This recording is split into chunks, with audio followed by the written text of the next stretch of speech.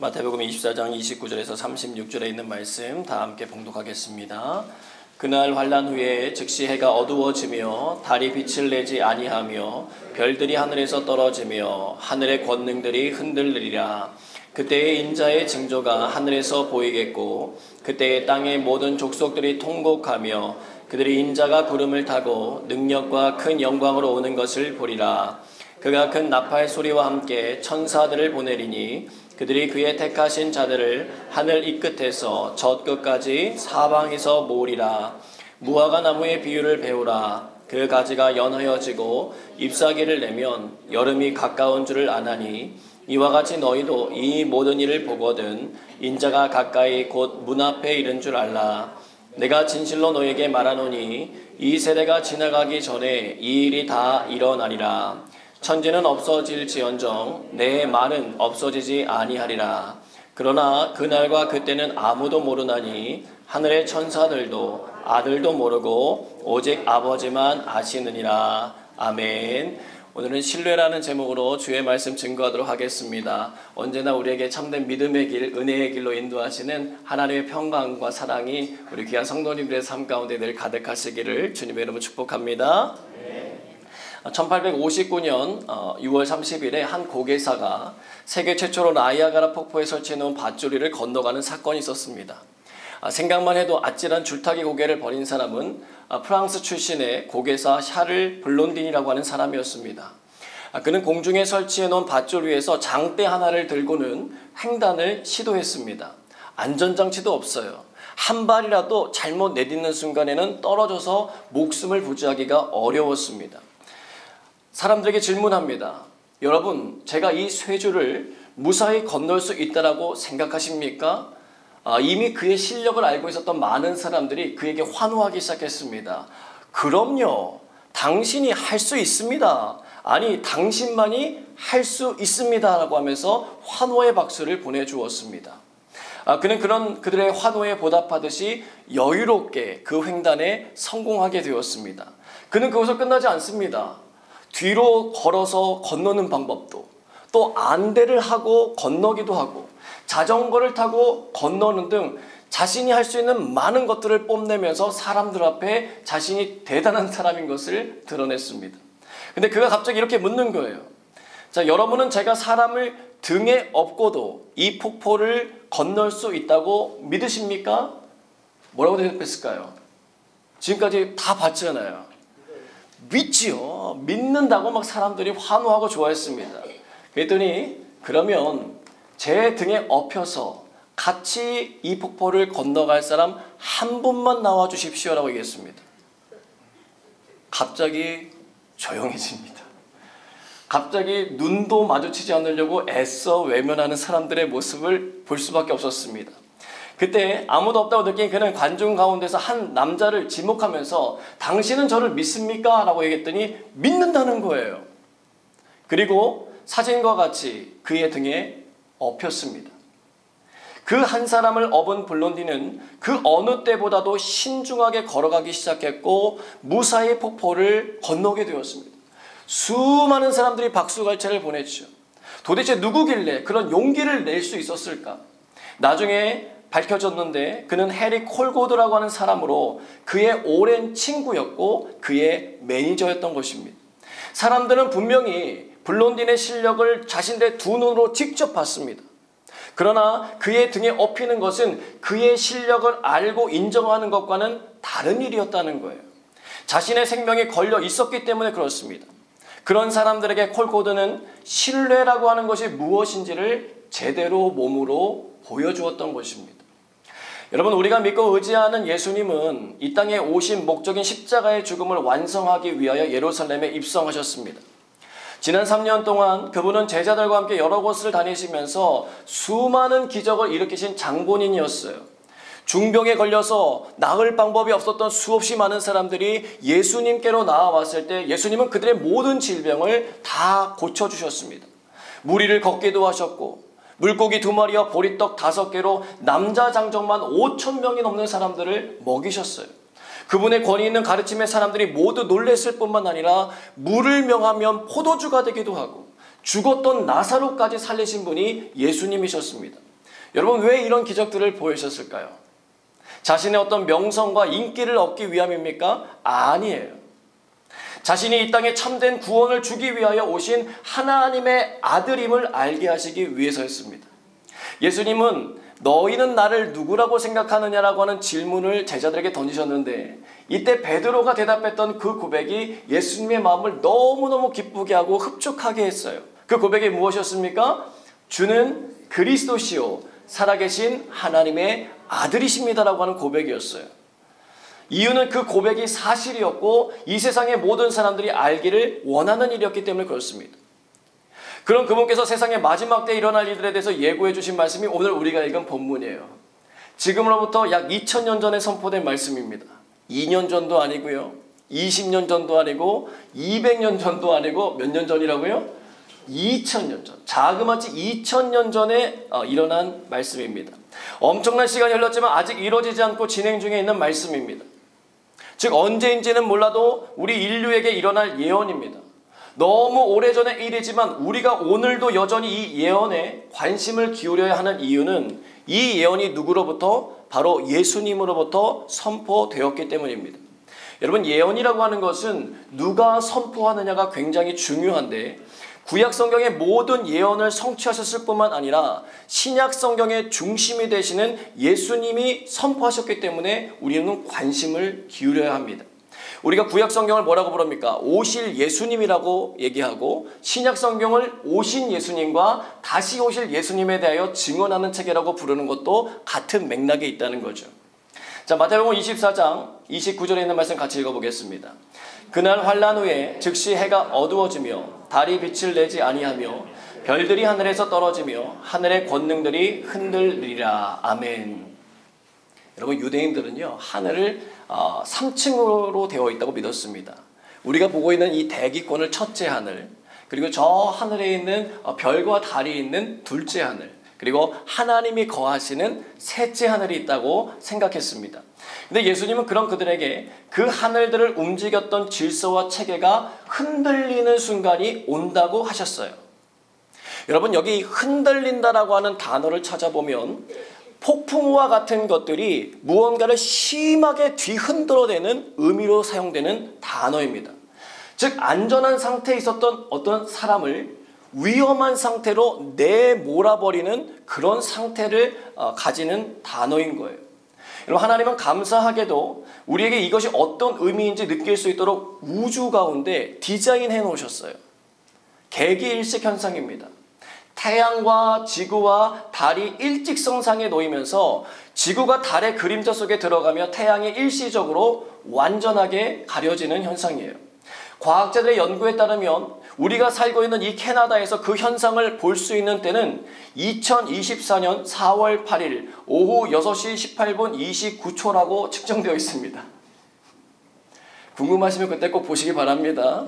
여러분, 이렇게 측정할 수 있는 이유가 있잖아요. 그건 뭐냐면 우주가 하나님께서 정해놓으신 타임테이블에 따라서 정확하게 움직이기 때문에 측정이 가능하다라고 하는 거예요.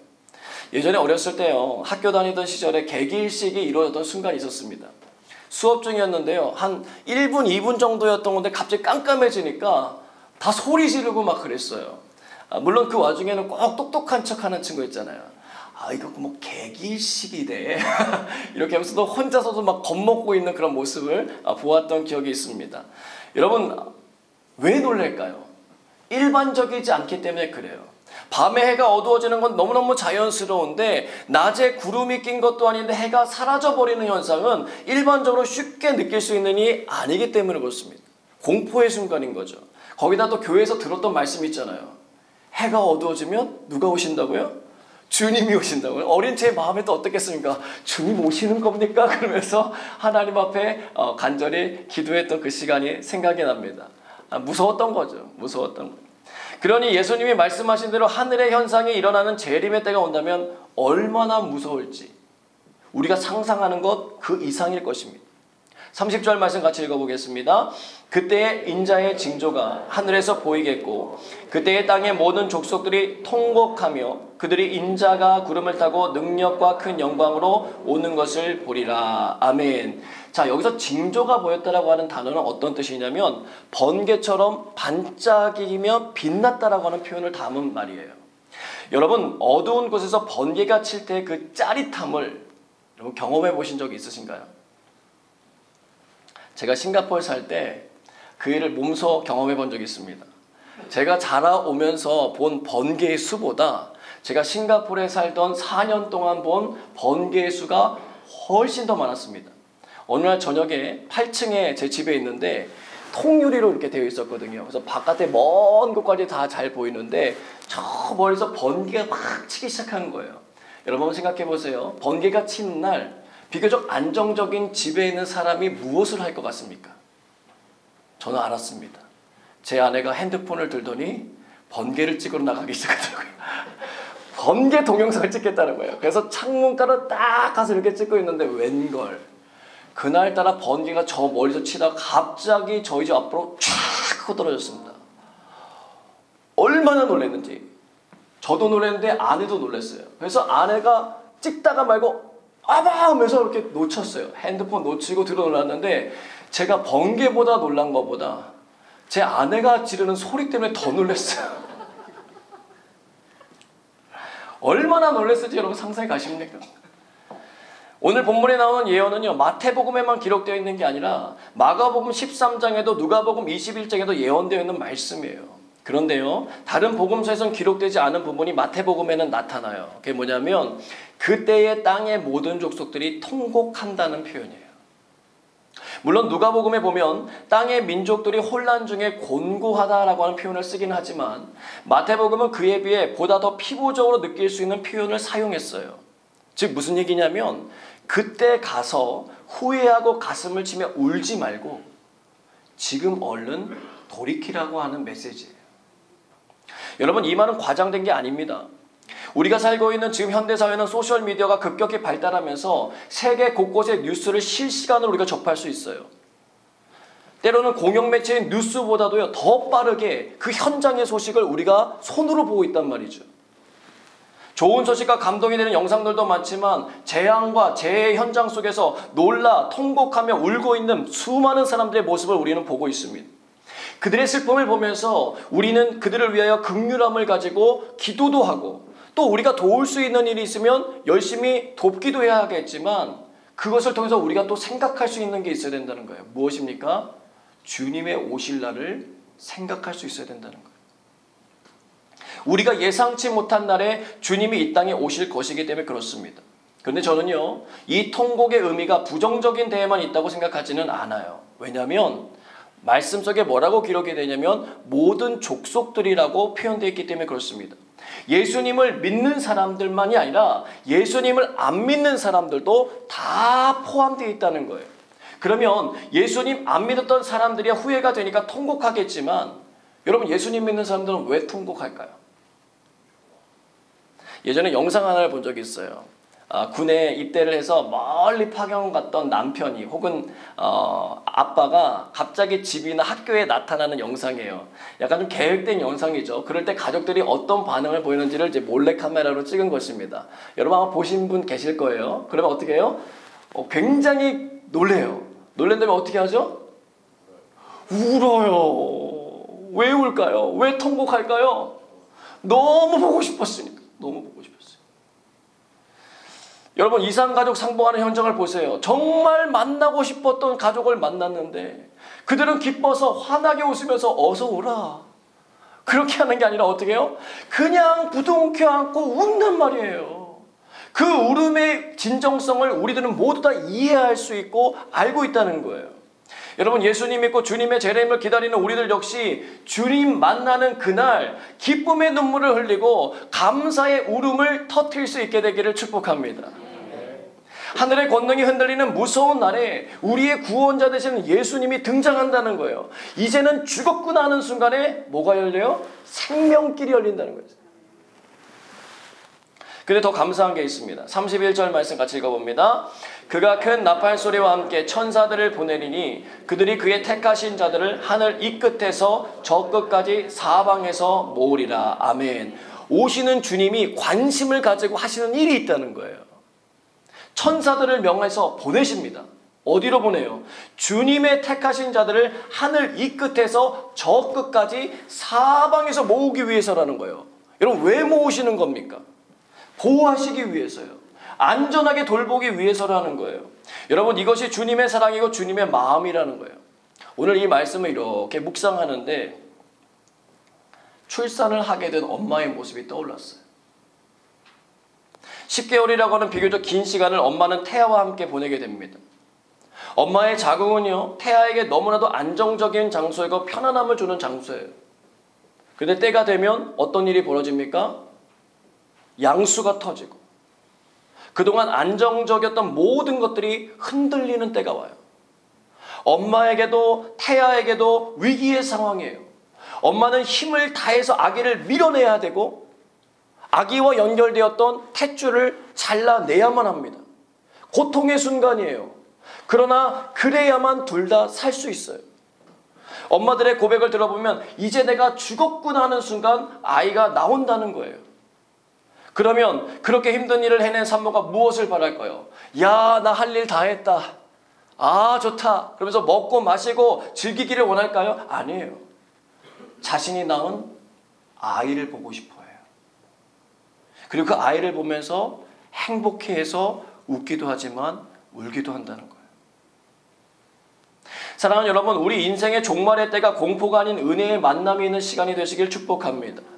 분명 그날은 우리가 생각하는 것 이상으로 무섭고 힘든 순간처럼 여겨질 수 있어요. 오늘 말씀처럼 기대하고 믿었던 모든 것들이 무너지는 일을 경험할 수도 있습니다. 믿었던 우주의 질서도, 의지했던 사람들도 우리의 신뢰를 저버릴 수 있는 날을 마주해야 되는 순간이 있을 수 있다는 거예요. 그러나 그게 끝이 아니라는 것입니다. 베드로전서 2장 9절에서 10절 말씀 같이 읽어보겠습니다. 그러나 너희는 택하신 족속이요 왕같은 제사장들이요 거룩한 나라요 그의 소유가 된 백성이니 이는 너희를 어두운 데서 불러내어 그의 기이한 빛에 들어가게 하신 이의 아름다운 덕을 선포하게 하려 하심이라. 너희가 전에는 백성이 아니더니 이제는 하나님의 백성이요 전에는 긍휼을 얻지 못하였더니 이제는 긍휼을 얻은 자니라. 아멘. 하나님의 긍휼과 은혜 그리고 그분의 사랑을 기억하시길 바랍니다. 택함받은 자들을 한 사람도 놓치지 않으시려고 빨리 일을 진행시키는 그분의 움직임을 보시면 우리에게 무엇이 남아냐면 참된 평안과 위로와 은혜가 임하게 된다는 거예요. 주님은 우리를 죽이시려는 분이나 살리시려는 분이기 때문에 그렇습니다. 이미 우리가 찬양한 대로 십자가에서 쏟아진 그분의 피와 물로 이 모든 것을 다 증명해내셨다는 거예요. 우리를 온전케 하실 수 있는 주님을 신뢰하게 되시기를 축복합니다. 신명기 30장 2절에서 4절 말씀 같이 읽어보겠습니다. 너와 내 자손이 내 하나님 여호와께로 돌아와 내가 오늘 내게 명령한 것을 온전히 따라 마음을 다하고 뜻을 다하여 여호와의 말씀을 청종하면 내 하나님 여호와께서 마음을 돌이키시고 너를 긍휼히 여기사 포로에서 돌아오게 하시되 내 하나님 여호와께서 흩으신 그 모든 백성 중에서 너를 모으시리니 내 쫓겨간 자들이 하늘가에 있을지라도 내 하나님 여호와께서 거기서 너를 모으실 것이며 거기서부터 너를 이끄실 것이라. 아멘. 여러분, 주님의 말씀 속에 있는 사랑과 능력을 깨달으시길 바랍니다. 시편 139편 9절에서 12절 말씀도 읽어보겠습니다. 내가 새벽 날개를 치며 바다 끝에 가서 거주할지라도 거기서도 주의 손이 나를 인도하시며 주의 오른손이 나를 붙드시리이다. 내가 혹시 말하기를 흑암이 반드시 나를 덮고 나를 두른 빛은 밤이 되리라 할지라도 주에게서는 흑암이 숨기지 못하며 밤이 낮과 같이 비추이나니 주에게는 흑암과 빛이 같음이니이다. 아멘. 사랑하는 여러분, 주님이 우리를 건지시지 못하는 상황과 조건은 없습니다. 여러분, 군인들도요, 야간 투시경을 활용해서 어두운 밤에도요, 인지를 구해내거나 혹은 자신들의 목표한 바를 이루는 것을 보아서 우리는 알잖아요. 하물며 전능하신 하나님께서 우리를 구해내지 못할 상황은 없다는 거예요. 참새 한 마리도 그분의 허락 없이는 땅에 떨어질 수 없다는 사실을 믿을 수만 있다면 우리가 기다리는 종말의 시간은 무서움과 공포만이 아니라 기다림과 은혜의 시간으로 바뀌어질 수 있다는 거예요. 물론 주님의 하신 일을 받아들이고 신뢰하는 자에게 주어지는 복입니다. 혹 오늘 예배드리는 사람들 가운데, 귀한 성도님들 가운데 아직까지 주님을 여러분의 마음에 영접하지 못한 분이 계시다면 속히 주님을 믿고 영접하게 되시기를 축복합니다. 그러므로 끝까지 책임져 주시는 그분의 사랑을 경험하게 되시기를 축복합니다. 그리고 이와 같은 종말의 때에 우리가 꼭 해야 할 일이 있습니다. 마태복음 24장 34절로 35절 말씀입니다. 내가 진실로 너에게 말하노니 이 세대가 지나가기 전에 이 일이 다 일어나리라. 천지는 없어질지언정 내 말은 없어지지 아니하리라. 아멘. 첫째로 주님의 말씀을 꼭 붙드셔야 돼요. 주님의 약속이기 때문이며 그분의 약속은 끝까지 지켜지기 때문에 그렇습니다. 여러분, 이 세대라고 하는 것은 일반 1차적으로는 예루살렘 성이 멸망당한 기원후 70년경의 모습으로 증명되었습니다. 그러나 2차적으로는 오늘 2023년을 살아가고 있는 저와 여러분을 향한 하나님의 메시지입니다. 여러분, 30년에서 40년 정도의 시기를 가리키는 세대라고 하는 말은요, 우리의 기준인 거죠. 하루를 천년같이, 천년을 하루같이 여기시는 하나님께서 보시기에 세대의 개념은 우리의 생각을 훌쩍 뛰어넘을 수 있습니다. 중요한 것은 우리의 생명이 다하기 전에 이 일이 일어날 수 있음을 기억하며 살아가야 한다는 거예요. 예전에 어떤 영화의 한 장면이 기억이 납니다. 바다에 이렇게 함대가 있는데 갑자기 적군의 비행기들이 나타나서 폭격을 하기 시작했어요. 많은 사람들이 죽어나가기 시작하고 혼란스럽고 굉장한 어려움을 겪고 있었죠. 그때 폭격에 맞아서 죽어가는 한 선임 하사관에게 병사가 막 달려가더니 그 선임 하사관을 안고는 이런 말을 하는 거예요. 하사관님, 걱정하지 마십시오. 훈련한 대로 모든 병사들이 자기의 자리를 지키고 있습니다라고 말해요. 제가 생각하지도 못한 대사였어요. 그 대사를 들은 하사관이 안심하며 숨을 거두는 장면이었습니다. 아주 빠르게 지나간 장면이에요. 여러분, 우리가 평소 주님의 말씀을 배우고 익히는 말씀 훈련을 하는 이유가 무엇입니까?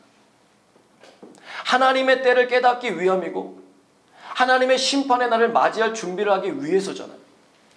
준비가 되어 있는 사람은 위기의 날이 닥쳤을 때 허둥지둥하지 않고 각자 자신의 사명의 자리를 지켜내게 된다는 거예요.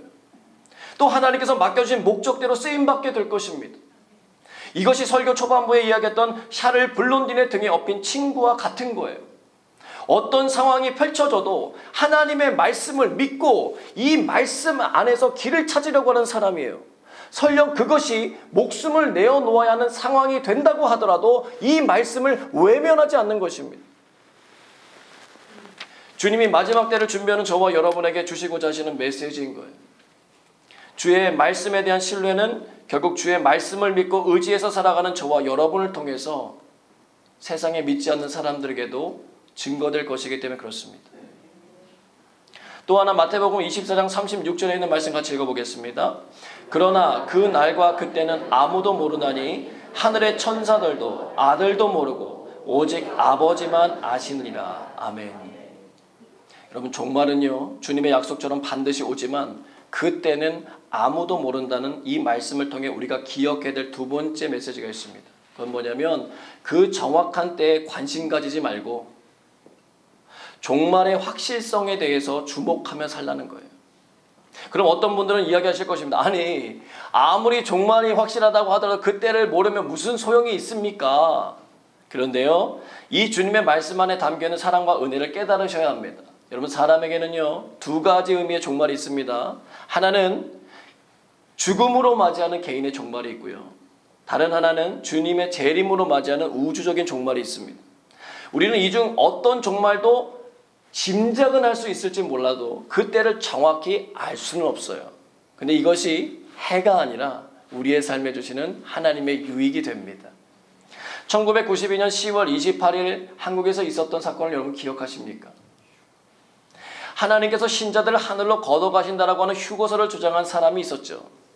다미선교회 이장님이라고 하는 사람이었습니다. 지금이야 사람들이 말도 안 되는 소리라고 했지만 그 당시에는요, 많은 사람들이 그 일을 믿고 참여했어요. 그 일로 인해서 생겨난 일이 무엇이냐면 휴거날에는 임신하면 안 된다는 거예요. 그래서 임신을 했는데 그 임산부가 가서 낙태를 했습니다. 가족을 버리고요, 가출했습니다. 자신의 재산을 하나님 앞에 어떤 감사함과 어떤 거룩한 목적에 드리는 것이 아니라 그냥 두려우니까, 어떻게든 구원받고 싶으니까 전 재산을 다 드렸습니다. 근데 결국 그날 아무런 일도 일어나지 않았어요. 사기극이었습니다. 근데 여러분, 지금도 이름은 다르지만 수많은 기독교 이단들과 사이비에서 이 일들을 행하고 있다는 거예요. 그들은 이 종말의 때에 대한 말씀을 뱉어서 맹목적인 신앙의 사람들이 빠져들게 하고 두려움에 떨게 한다는 것입니다. 여러분, 속지 마시라는 거예요. 사랑하는 여러분, 종말은 반드시 옵니다. 그러나 그것에 연연해서 정상적인 생활을 하지 못하는 것은 우리 주님이 우리에게 바라시는 일이 아니라는 거예요. 주님은 오늘 우리의 삶의 자리에서 하나님을 사랑하고 이웃을 사랑하며 살아가길 원하십니다. 그리고 주님 오실 날을 바라보면서 오늘 말씀 속에 나타난 택하신 자들을 사랑으로 모으시려고 하시는 이 사랑과 포기하지 않음을 알지 못하는 사람들에게 전달해야 되는 그 사명의 자리를 우리들에게 맡기셨다는 거예요. 그 주님의 선하심을 신뢰함으로 살아가는 은혜를 누리시는 저와 여러분 모두가 되시길 주님의 이름으로 축복합니다. 함께 기도하겠습니다.